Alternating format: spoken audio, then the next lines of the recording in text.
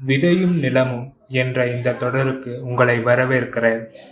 இந்த தொடரின் நோக்கம் உலகின் எல்லா தேசத்திற்கும் கிறிஸ்தவம் எவ்வாறு சென்றடைந்தது என்பதை பற்றி சுருக்கமாக பகிர்வதே. இன்று நாம் காணவிருக்கும் தேசம் எத்தியோப்பியா. இந்த தேசத்தை குறித்து நாம் பார்க்கும்போது விவிலியத்தின் அடிப்படையில் திருத்தூதர் பணி அதிகாரம் 8:26 முதல் 39 வரையிலான வசனத்தின்படி ஒரு எத்தியோப்பிய அரச அலுவலர் பிலிப்பு மூலமாக ஞானஸ்தானம் பெற்றார். இதன் மூலம் இப்பகுதிக்கு ஆரம்பத்திலேயே கிறிஸ்தவ விசுவாசம் அறிமுகப்படுத்தப்பட்டது.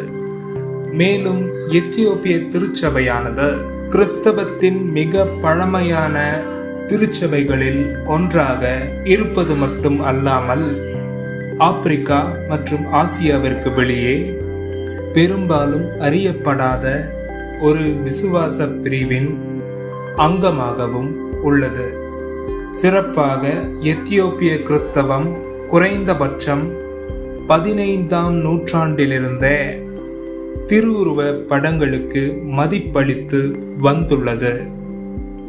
மேலும் எத்தியோப்பிய கிறிஸ்தவ மக்கள் உபவாசத்திற்கு அதிக முக்கியத்துவம் அளிக்கின்றனர்.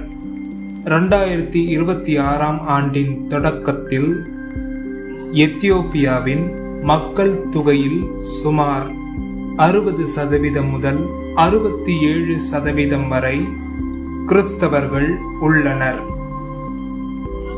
எத்தியோப்பிய கிறிஸ்தவ வகைகள்: 1. எத்தியோப்பிய ஆர்த்தடாக்ஸ், 2. புரோட்டஸ்டன்ட், 3. ரோமன் கத்தோலிக்க திருச்சபை. Don't forget to subscribe.